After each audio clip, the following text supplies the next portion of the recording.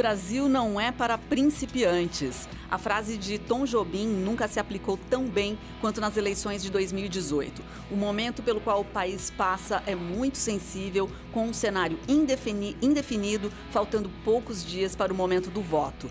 Por isso, é fundamental discutir e entender bem sobre o que se trata o direito eleitoral. Quais são os direitos do eleitor? O que torna um candidato inelegível? Como podemos usar o nosso voto para fazer a diferença?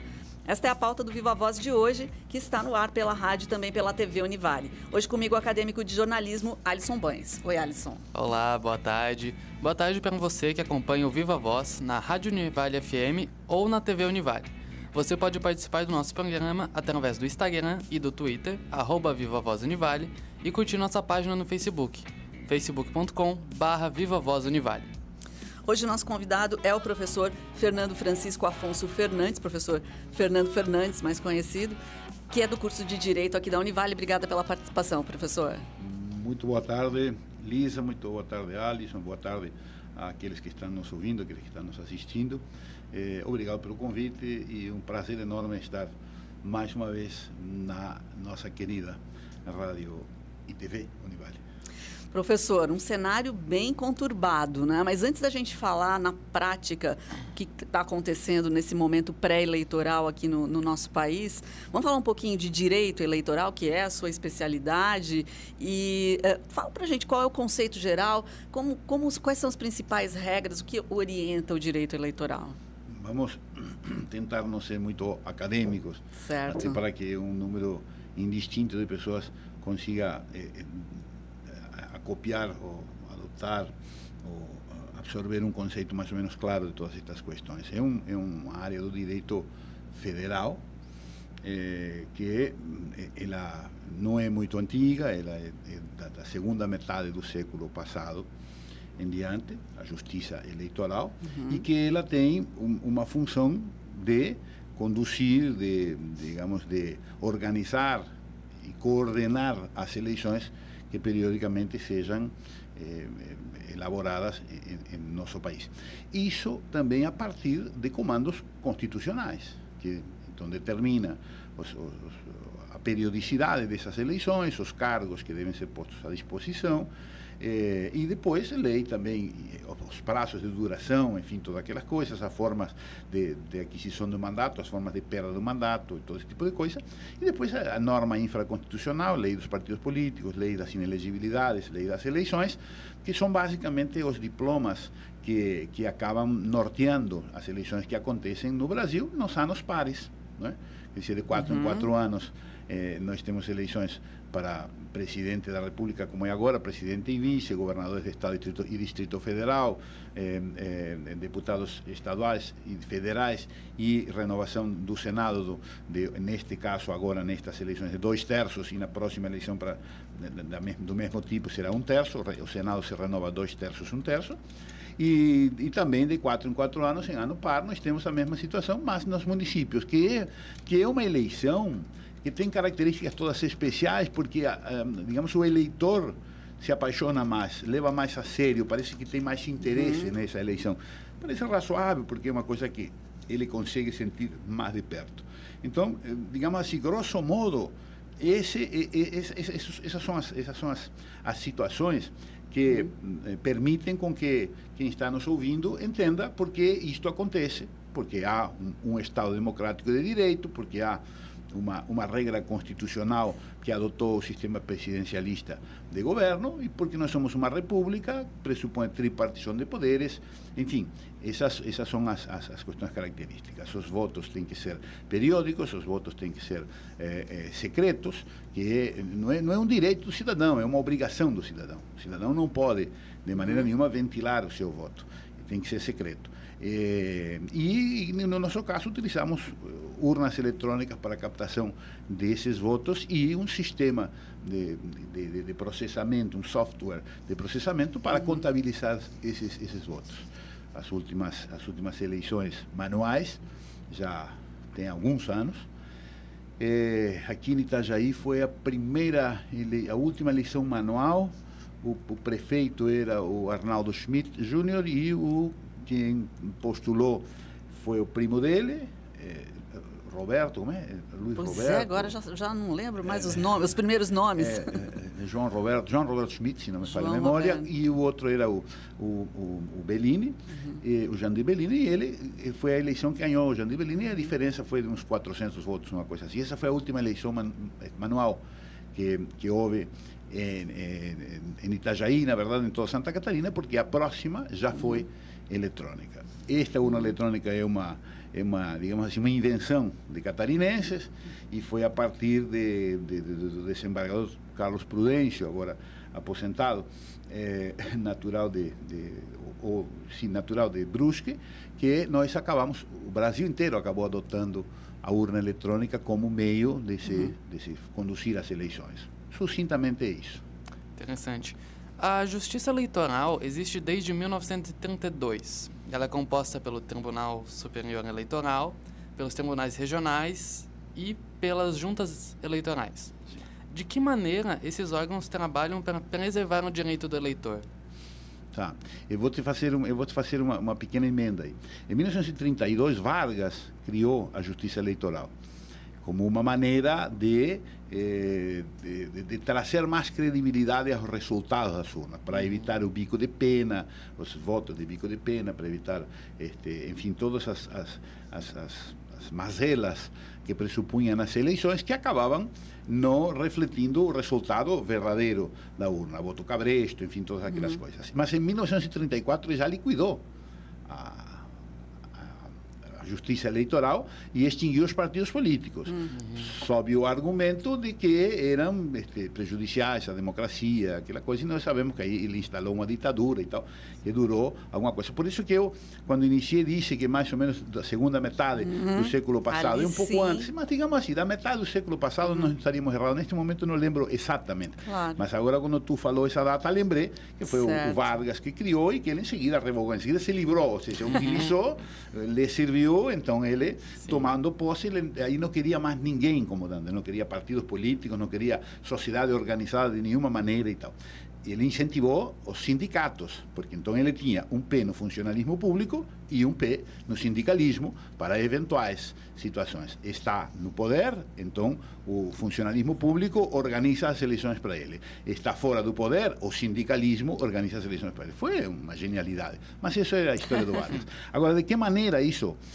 Veja, a incumbência de todos esses órgãos que você se referiu, o TSE, o TRE, que tem uma em cada estado, na capital de cada estado, e as zonas eleitorais, também formadas por juntas eleitorais, pouco em desuso, mas também formadas por juntas eleitorais, elas têm a finalidade de organizar a eleição, e dessa maneira que você, digamos assim, partilha as tarefas a serem realizadas para a consecução das eleições, para que o povo possa se manifestar. O que o ouvinte e o telespectador deve levar em consideração é o seguinte: nós somos um país continental. Tem lugares no nosso Brasilzinho querido que a urna tem que ir de lancha, porque não pode ser nenhuma embarcação muito grande. Tem que ir de lancha até o local para coletar os votos e tal. Então, nós temos zonas eleitorais nos lugares mais esdrúxulos, mais impensados, mas que a Justiça Eleitoral se encarrega de levar essa possibilidade para que o brasileiro possa exercer seu direito cidadão, que é o de votar. Não é? Então, toda essa estrutura é a que acaba colocando em prática a legislação eleitoral, acaba fazendo com que a Constituição Federal venha a ser cumprida e que a vontade do eleitor venha a se refletir nos resultados apurados. Toda essa é a estrutura. Tá certo. Agora, professor, você já fez esse cenário, traçou um pouco esse cenário do funcionamento aí do sistema eleitoral. O brasileiro pode confiar no sistema eleitoral brasileiro? E eu incluo aí, você lembrou muito bem a questão das urnas eletrônicas, que é uma invenção brasileira, mas que outros países ainda não adotam, não é? Muita gente veio ver como funciona. É possível, a gente pode confiar no sistema eleitoral brasileiro? Eu tenho a impressão, eu vou pegar a primeira parte da tua pergunta. Deve confiar. Deve confiar. Em primeiro lugar, se nós não confiamos nas instituições, nós estamos tendo algum problema muito sério, não é? Como nação. Se nossas instituições não merecem a confiança do cidadão, então nós estamos numa nação com dificuldades muito sérias. Então nós temos que partir desse pressuposto. Veja, se você não pode confiar na capacidade que tem o judiciário de fazer um pente fino no sistema e nas urnas, e no sistema de totalização, e nos programas, nos softwares, e aquela coisa toda, então nós estamos perdidos, estamos bem perdidinhos. Mas vamos deixar de lado a urna eletrônica. A eleição manual, desde tempos imemoriais, era um absurdo o que se manipulava. Era um absurdo que se manipulava. Porque era só o juiz estar olhando para aquele setor do local do Gabriel Colares, por exemplo, e lá, naquele outro setor, o pessoal estar dirigindo votos e colocando diferente e fazendo toda a manipulação. E isso foi apurado numa recontagem que foi feita. O advogado que capitaneou essa recontagem foi o doutor Pissetti. E houve essa recontagem. Um dos vereadores que tinha sido eleito perdeu o mandato, ficou claro que ele não tinha sido eleito.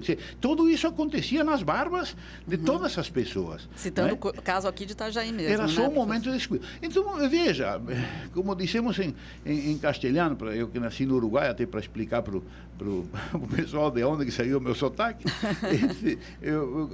parece que nós sairíamos de Guatemala e iríamos cair em Guatepeor.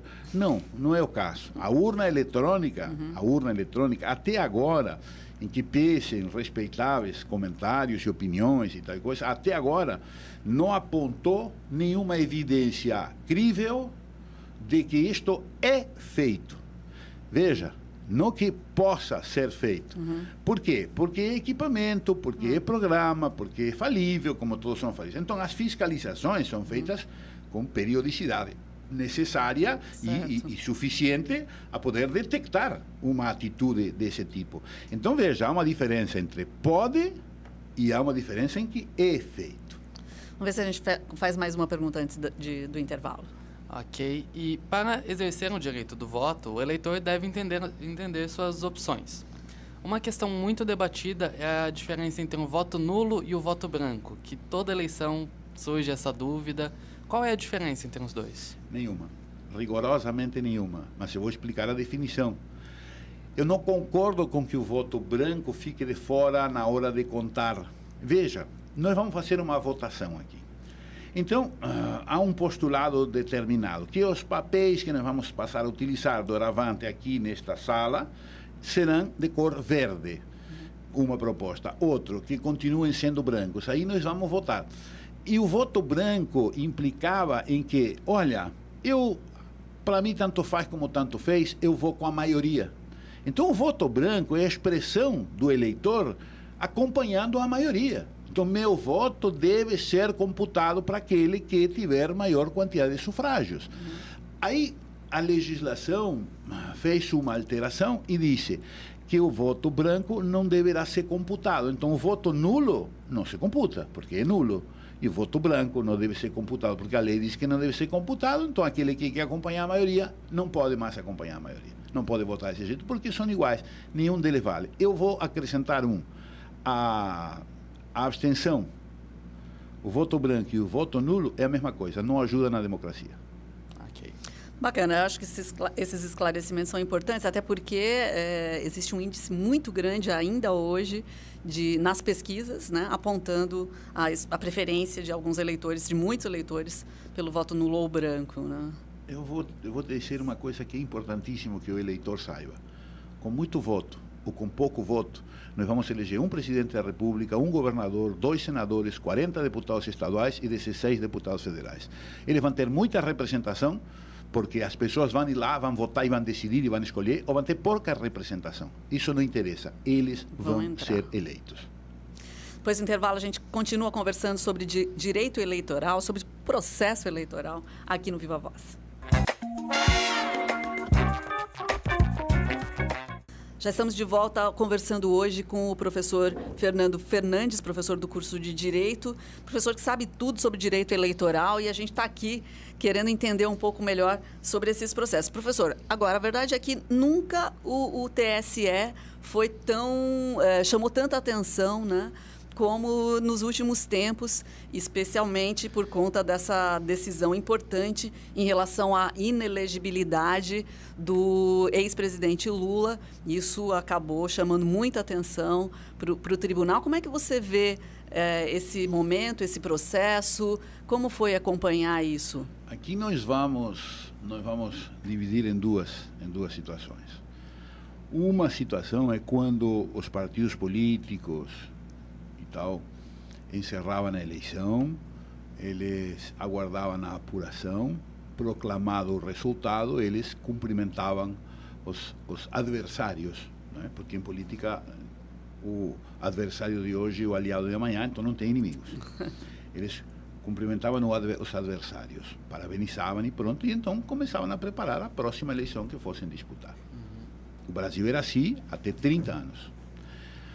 Acontece que alguém teve a feliz ideia, e eu participei desse processo todo, de começar a judicializar a eleição. Eu perco na urna, mas eu vou para o tapetão. E aí o legislador começou a ir fazendo diferentes alterações, enfim, de maneira de conseguir ir dirimindo algumas questões ou ir se livrando de algumas possibilidades de situações, digamos assim, esdrúxulas que aconteciam nas campanhas, que podiam lhe caçar o mandato, podiam lhe dar a vitória na urna, mas lhe tomaram no tapetão e foram manipulando a lei e virou essa baderna que está acontecendo hoje. Cansados disso e de outro monte de questões, o eleitor, o cidadão, encaminha uma norma chamada ficha limpa, não é? Que prometia ser a panaceia, prometia ser a solução para todos os problemas. Enfim, numa brincadeirinha, o legislador a aprovou do jeito que ela foi. Claro, não era uma norma elaborada por quem tem as técnicas e toda, digamos, o preparo e o know-how para a elaboração da norma, de maneira de ter uma visão muito clara do todo. Então ela acabou se apresentando ao público com algumas mazelas, com algumas questões que feriam direitos constitucionais e assim por diante. E nós discutimos isso tudo, esta lei sancionada pelo presidente Lula, foi sancionada pelo presidente Lula, nós discutimos toda esta questão de 2010 em diante. Nós, digo, aqueles que operamos no direito, na área do direito eleitoral, todos que operamos no direito, todos os juízes, todos os membros do Ministério Público, todos os advogados. Então, discutimos todas essas questões e se consolidaram alguns entendimentos.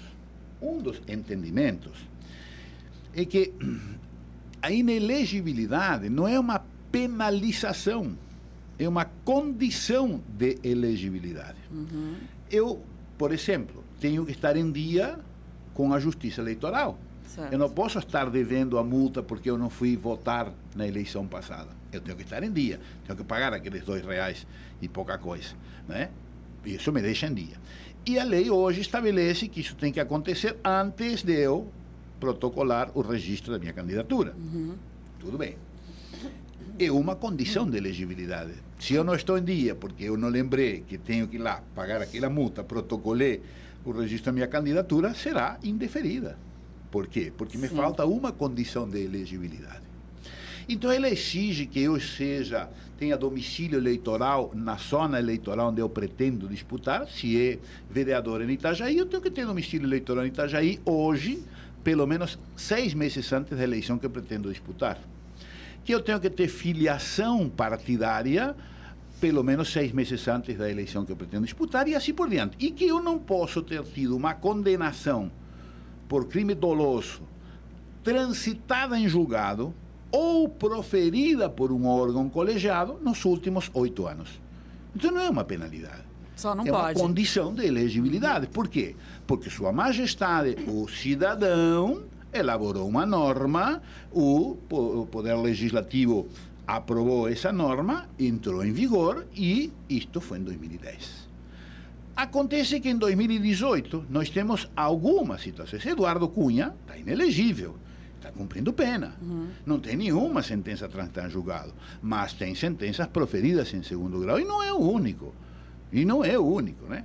Então, José Dirceu reúne as duas condições, porque ele já tem sentença por crime doloso transitando em julgado e tem outras que estão ainda proferidas por órgão colegiado, mas não transitaram. E assim por diante. Mas tem eu vou dizer a vocês que tem 2 centenas de políticos nessa situação.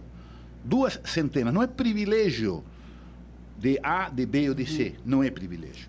É uma exigência da lei que foi a partir de uma iniciativa popular. Eu acho que o Alisson tem alguns dados que vale a pena a gente compartilhar, né, Alisson? Sim, a lei da ficha limpa, só em 2018, motivou a rejeição de 157 candidaturas. O número representa 6% das 2.599 candidaturas cassadas. Então, só para a gente complementar, né? Sim, isso implica em 2 coisas.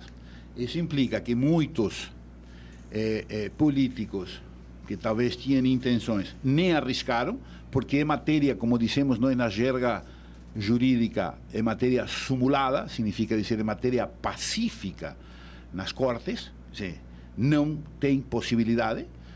E que tem outros que acharam que talvez poderia, porque esse pequeno detalhezinho não foi levado em consideração, ou que são arrogantes mesmo e que não estão muito acostumados a respeitar, ou que por estratégia, porque parece que lhes convém, mas fundamentalmente porque não respeitam o cidadão, mesmo assim postularam candidatura e fizeram o TSE ter que se manifestar.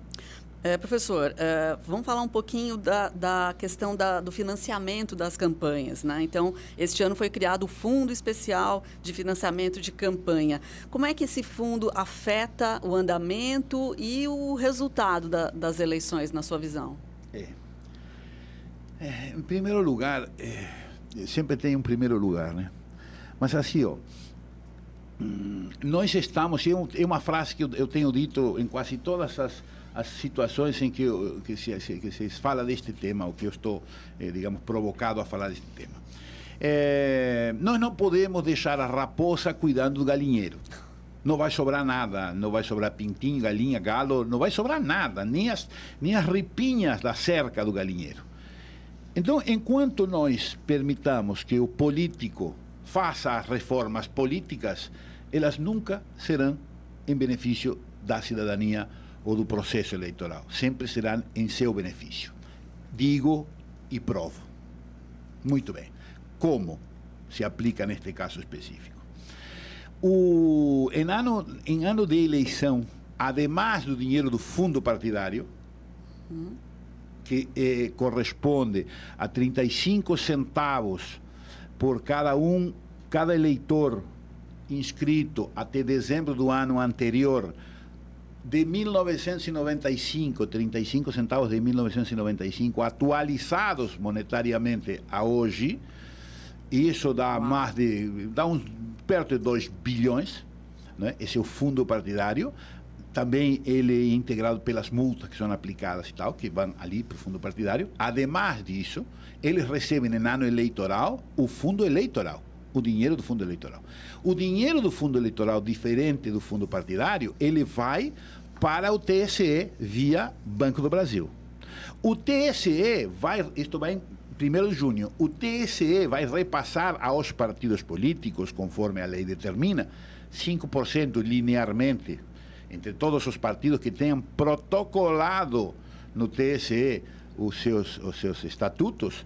Só significa dizer, eu perdi a oportunidade de ganhar pelo menos uns 500 mil agora, porque eu podia ter protocolado meus estatutos lá, e o resto dividido conforme as bancadas. E o partido político, a executiva nacional do partido político, vai dizer ao TSE como vai usar o dinheiro, e a partir desse momento o TSE tem que repassar. Sem questionar, não pode questionar, só tem que ser informado. A partir desse momento o partido está apto a receber o dinheiro. É assim, e a distribuição foi privilegiando, a informação que foi passada ao TSE foi privilegiando que os repasses serão feitos pelo partido político aos detentores de mandato. Complexo isso, não merecia um programa inteiro para a gente falar disso, né, professor? Eu acho que vamos dar 1 minuto para a gente fechar com a última pergunta, Alisson. Vamos lá. Muito se debate sobre as eleições presidenciais, enquanto as eleições regionais, para deputado, senador, estão sendo deixadas de lado, sendo bem pouco comentadas. Qual que é o peso desses cargos de deputado federal, deputado estadual na política? Veja, numa nação que adota o pluripartidarismo extremado, que são mais de 5 partidos políticos com reais chances de chegar ao poder, a força do legislador é muito grande, é muito significativa. Então, se você escolhe um presidente ou um governador ou um prefeito e você não escolhe, você não envia junto o pessoal da sua força política, da sua aliança ou do seu partido político, ele vai ter que fazer depois composições, não é? Porque são governos de coalição, terá que ser feita essa composição. Então a importância de você tentar fazer uma escolha mais ou menos alinhada com uma linha, com uma forma de pensamento, com uma ideologia ou coisa que valha, é fundamental para facilitar a tarefa do executivo. Eu sei que foi cruel, a gente só tinha um minutinho, muito professor, cruel. Desculpe, mas fica o recado, né? Vamos prestar atenção em quem a gente está colocando no Congresso, porque o eleitor fica focado muito na eleição dos governadores, do presidente, e no final acaba esquecendo desses outros cargos tão importantes. A gente vai fechar agradecendo mais uma vez a participação do professor Fernando Fernandes, do curso de Direito. Outro dia a gente chama para a gente continuar a nossa conversa, professor. Com certeza. Muito obrigado a vocês. Política é sempre um assunto que dá muitas questões para serem debatidas. E, infelizmente, esse é o tempo que a gente tem aqui. Mas eu acho que foi um programa bem esclarecedor sobre muitas questões. Legal. E a gente fica por aqui. Vocês podem interagir com a gente, lembrando, tanto no Twitter quanto no Instagram, @VivaVozUnivale, e na nossa página do Facebook, facebook.com/VivaVozUnivale. Tchau, tchau. Isso aí, a gente se vê. Tchau.